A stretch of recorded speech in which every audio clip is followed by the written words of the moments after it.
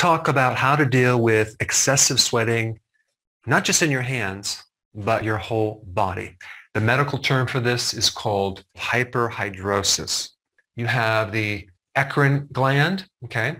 You have another gland called the apocrine gland, and then you have the third one, which is sebaceous gland, okay? So I'm going to attempt to make this very, very simple, okay? Just to really kind of navigate through it in a simple way because there's a bit of complexity. Now, this gland responds with exercise, nervousness, emotional stress, hot weather. And then the apocrine gland responds to emotional stress, fear, pain. And the sebaceous gland is a little bit different because it's releasing kind of this little bit of an oil called sebum for lubrication. These two glands are releasing salt and other electrolytes. So these two glands are primarily for cooling, okay? So causing this sweating reaction and then the evaporation of the liquid creating a cooling sensation. So these two are really involved with temperature regulation. And it's really the overstimulation of this gland right here, which is responsible for this excess sweating. And it's usually triggered by some stress, usually emotion. And so the body's tolerance of stress, okay, is just lowered. Little things will trigger it. Now, you may not feel stressed, but apparently your body has a very low threshold for stress. Now, what's really, really bizarre to me is that the treatment that they do on some of these cases is surgical. It's called a thoracic sympathectomy. Okay, they literally remove part of your sympathetic nervous system.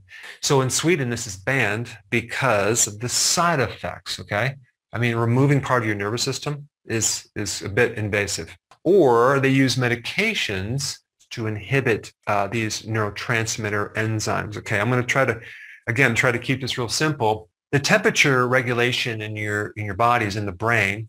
You can call it the thermostat. Okay, it's like in the hypothalamus. So it's very similar to what I have in my studio right now. I have the controls, and there's a little sensor over there that detects a certain temperature of 70 degrees. So anything that goes too high or too low, and that mechanism will either kick in or cool it down or raise the temperature. So there's a little sensor or receptor that picks up temperature that's controlling the whole thing. Same thing in the brain. There's a receptor here that picks up temperature and either turns things off or turns things on. So we have this feedback thermostat mechanism going on between your hypothalamus and your skin, okay?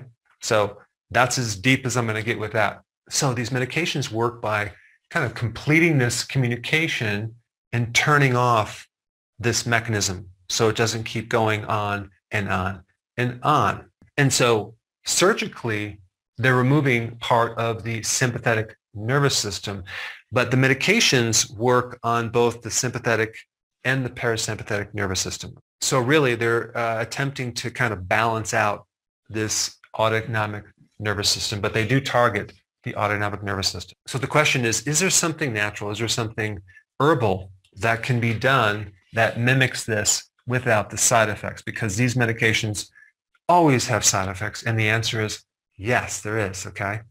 And the very specific phytonutrient that will mimic this medication is called rosmarinic acid, which happens to be in rosemary and sage, okay? So both of these plants have this phytonutrient that can actually help mimic this medication. Now, the next thing that I found related to this topic is vitamin B1 thiamine, okay?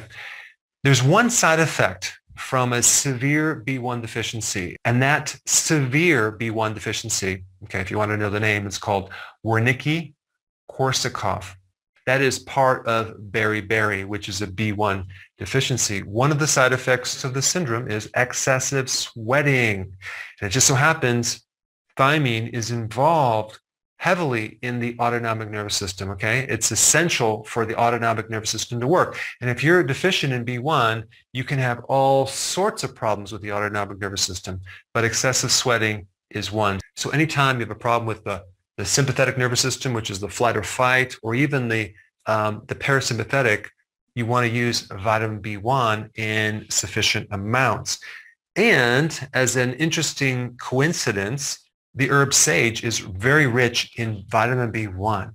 And vitamin B1, as far as what it does in the brain, is it works on the limbic system, which is intimately involved with your emotions, okay? So it's kind of a relay switch involved in emotion and emotional stress. And the more emotional stress that a person has, the less B1 they're going to have, because the requirement for B1 goes up when you experience stress. And taking B1 helps to reduce stress. But all you need to know right now, it's involved in the limbic system.